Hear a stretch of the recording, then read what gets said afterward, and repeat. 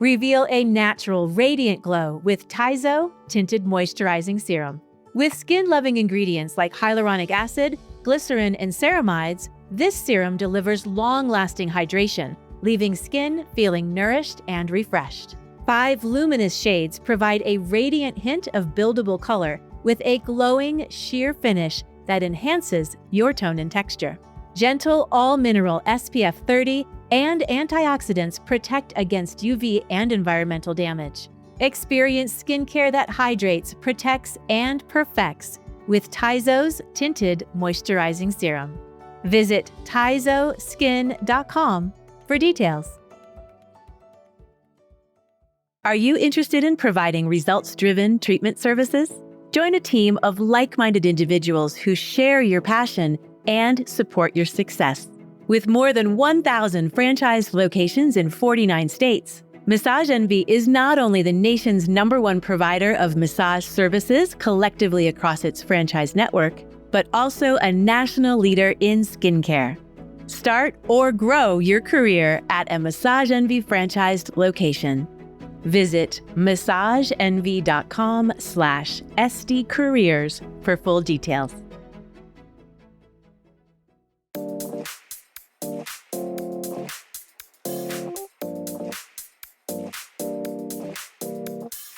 Hello and welcome to ASCP Esty Talk. I'm Cressman, licensed esthetician, really cool human being, and content contributor for Associated Skincare Professionals. I am Maggie, Staszcuk, licensed esthetician and ASCP's program director. So I have a shout out today. To all of the San Antonio estheticians. I'd like to explain more. So about a month ago, I was able to attend an event in San Antonio hosted by Desiree and Jackie, who run like a really cool professionals group there. And the event itself was called Glow and Gather. And it was such a nice meeting of a lot of professionals, especially, you know who was there? Tell me. Bree, the Esty of the Year. Oh, that's awesome. In person, she's so humble. She's so cool. She's so relaxed. I wasn't expecting that. I was expecting that, hey, how's it going? You know, that traditional professional. It felt very familiar, but Jackie and Desiree put on the most amazing event. It was really cool. And all just because, not to gain anything financially. So one of the things that we talked about that day, or my presentation specifically, was on emotions and the skin. You were in education. Yes. And you were an esthetician.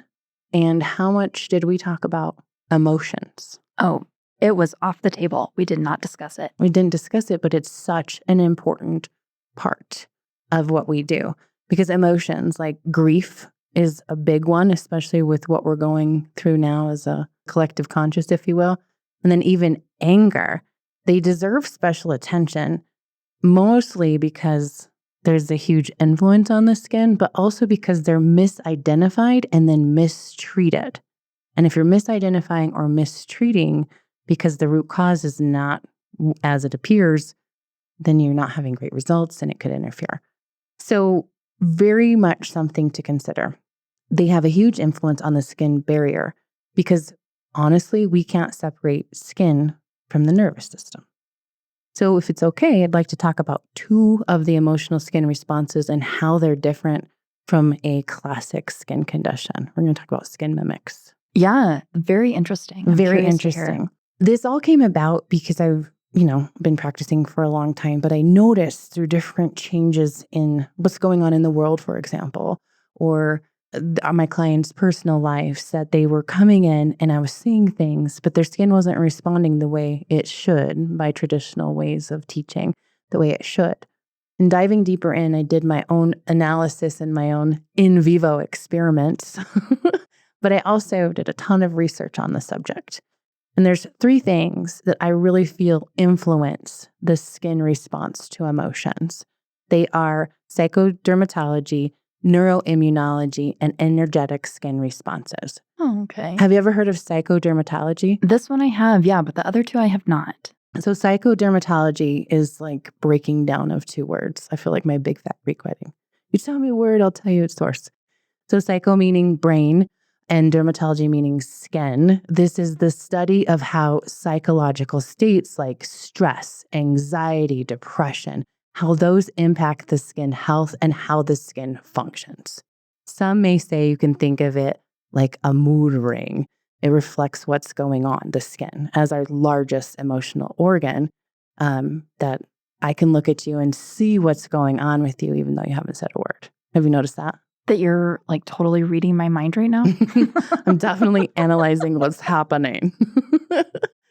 The next is neuroimmunology. So neuroimmunology is the skin's mind-body messenger system. It studies how the nervous system and the immune system interact and how that communication can influence skin health. We see this in like breakouts. Rosacea is a fantastic example of neuroimmunology in real time. Key things to consider with this is like stress and cortisol. So chronic stress increases cortisol, and then that suppresses immunity. And if you have suppressed immunity, then the door is open for skin conditions. Very well versed, or maybe a way we haven't connected this before, is the gut-brain-skin axis. That's neuroimmunology. And it matters because it explains why emotional states can worsen skin conditions, but it also kind of validates holistic practices. And when I want to say, when I'm saying holistic, I'm not meaning the way I grew up thinking of holistic, which is like a hippie, totally out there, health food store person. I'm saying a person as a whole. Mm-hmm. Yeah. Whole body health. Whole body. And one thing to consider is functional medicine, like the term functional medicine, which is gaining popularity outside of Western medicine, which is just symptomatic, really looking at everything that's going on to get to root causes. The next and final is energetic skin responses. So these are the emotional imprints that have an influence on like texture or tone or even tolerance. These are subtle shifts in skin. Think of when you get embarrassed, what happens? Oh, you blush. You blush. Yeah. There's an emotional skin response, and those are immediate examples. But we also have emotional skin response, again, in rosacea and a couple others. It's kind of like a tuning fork. It's able to resonate with whatever emotional frequency you're carrying. So breakouts between the brows, if you're upset, for example, this goes really closely in line with Chinese face mapping. And it's important because this is going to encourage intuitive treatment or intuitive offerings and then adjustments. At the bottom line, the skin is both a barrier and a communicator. So it's stopping, but it's also telling.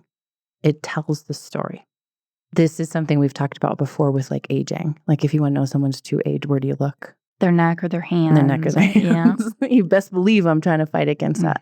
Same goes when we're looking at emotional dysregulation. You can see it. Let's talk about grief at first. So I mentioned I was in San Antonio and we led with talking about grief because this was right after the floods. Okay. But this is something I noticed in my clients after the fires. So maybe practitioners in Los Angeles or practitioners in North Carolina after recent weather issues, or we're also in a blue state.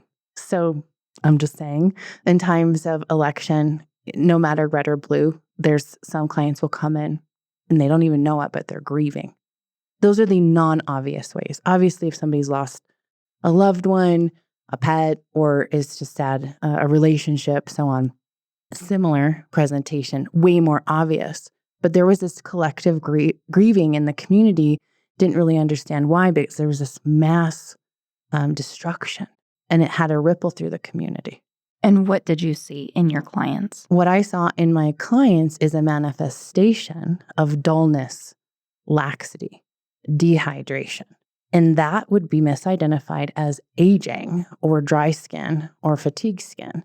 But really what's happening, the physiology of what's happening is there was a parasympathetic withdrawal. So decreased activity because there was grief. Just think about like it's weighing heavy on my heart is a saying. There's heaviness that's all around, means you're kind of moving slow through life, as are your cells, your skin cells, your immunity. It's all going really, really slow. So this also reduces microcirculation. So the skin is not getting the nutrients that it needs because honestly, the efforts are going to the vital organs. And then there's lymph stagnation. So it's just staying there and hanging out. So what I would say not to do with clients who are presenting with real grief is not to overstimulate, not to have aggressive exfoliation, and not to bypass the emotional state, not to acknowledge it. Instead, performing lymphatic drainage, even while cleansing the skin, it doesn't have to be this long 20-minute session, but adding elements when applying the moisturizer, the mask, really helped nourish the skin.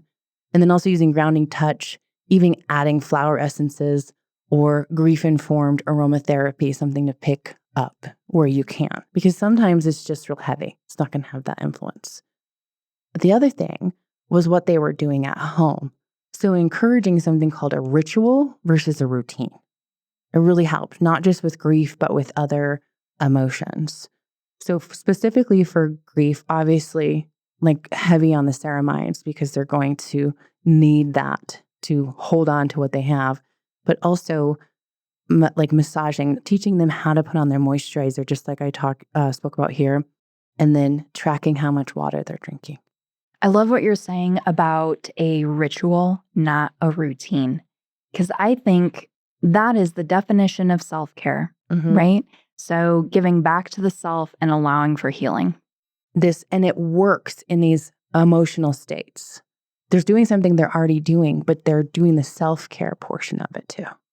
So something else happened with anger. Now, granted, it wasn't, to be quite honest with you, in 2015, I think it was, I actually saw a study that was trying to tie a connection between pimples and anger. So that's what set it off for me. I read it and I was like, oh my gosh, could that be true?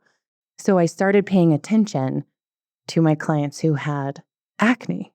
I was going through the standard checklist. Okay, we're changing oil, we're changing hydration. Something else is it stress? What's going on?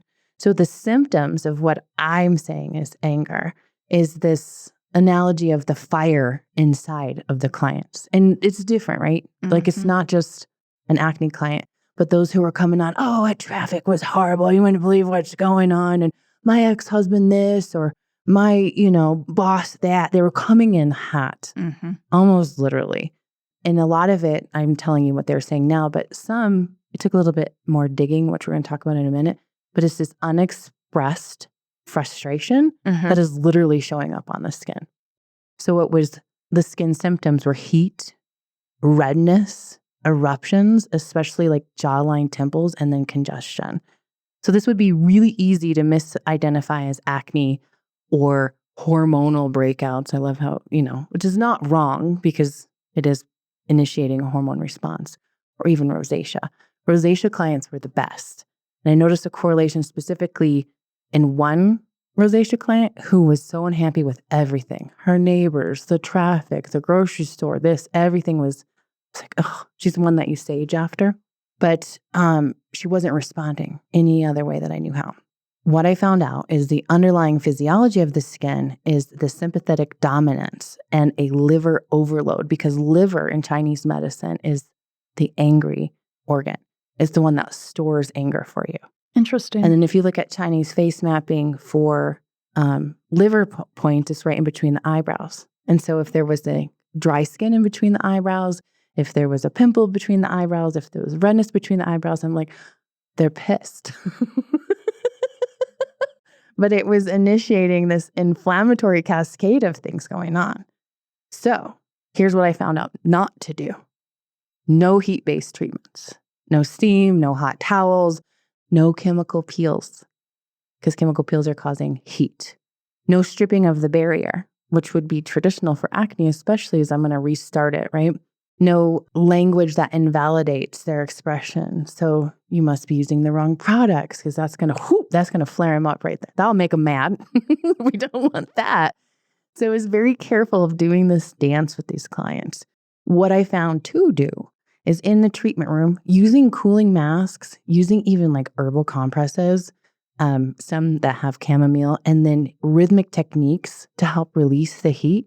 It had the opposite effect where the emotions were causing the skin flare up. The skin treatment was encouraging the emotional dissolve, if you will. And then at home, again, encouraging a ritual to use botanical spot treatments instead of like a bensari So instead of a benzyl, I know that's your favorite, benzoyl peroxide or a salicylic, and then instead incorporating adaptogens.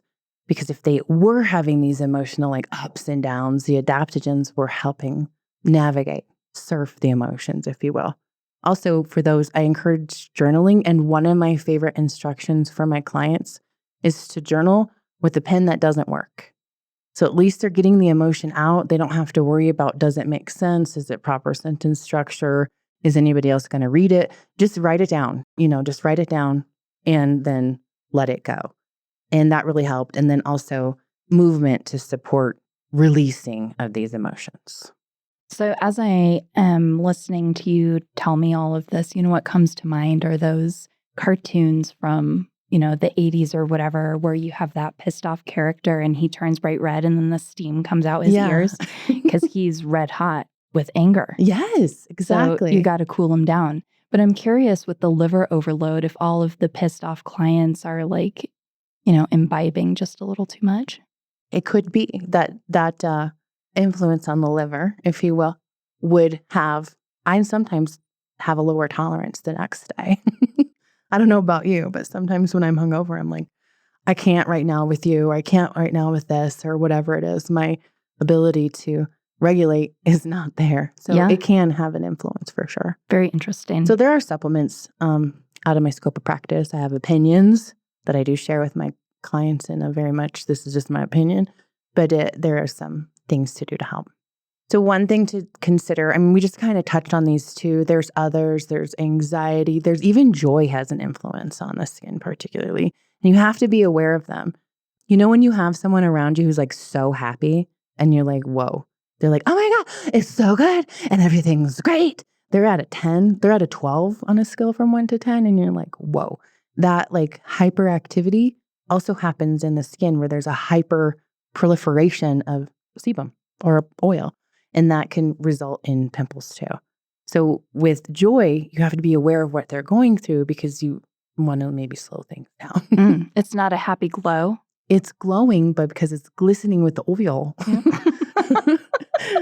Not always. I'm not saying always. I'm just saying being aware that there can be an emotional reason. Mm-hmm.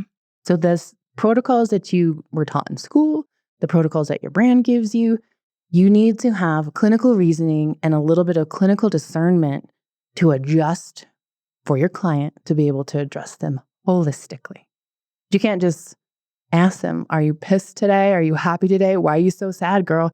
You really have to be aware, recognize emotional patterns. Obviously, we can't diagnose, but then use language cues. Like, for example, what is your skin processing right now? Or what do you think is going on? Or how was your day? Even what you got going on next week just kind of opens the door for them to explain a little bit more. Most importantly, when you have these types of clients, I mentioned the one with rosacea, and I was like, ugh, saging after. You also have to protect your own energy. You can't take on their grief. You can have empathy, but you can't take it on. Unfortunately, I've had a lot of clients who've lost children, and that is a heavy, heavy thing. So, so heavy. I'm getting chills just saying that out loud right now. They come in because really they want the human touch, if I'm being honest, or some sense of normalcy, but their skin takes an effect for sure.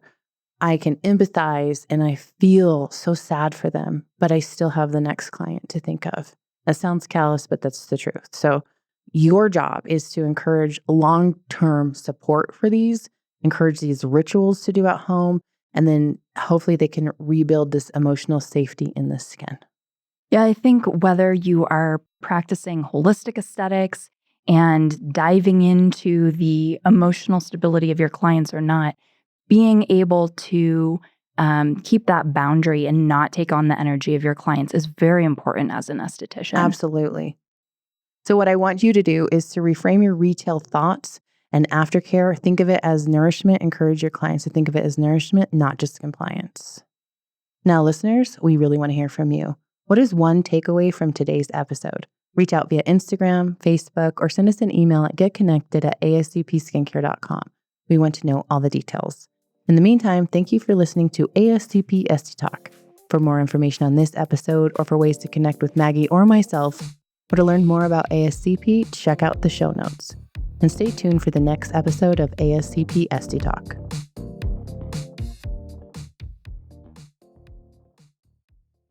This podcast is sponsored by Lamprobe. Lamprobe is a popular aesthetic tool that enables skincare practitioners to rapidly treat a wide variety of common minor skin irregularities, or MSI.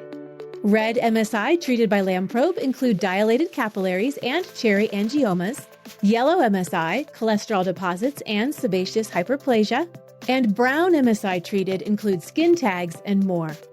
Lamprobe MSI treatments are non-invasive and deliver immediate results. Lamprobe can empower your skin practice with these new and highly in-demand services. For more information, visit lamprobe.com. That's LAMPROBE.com. And follow Lamprobe on social media @Lamprobe.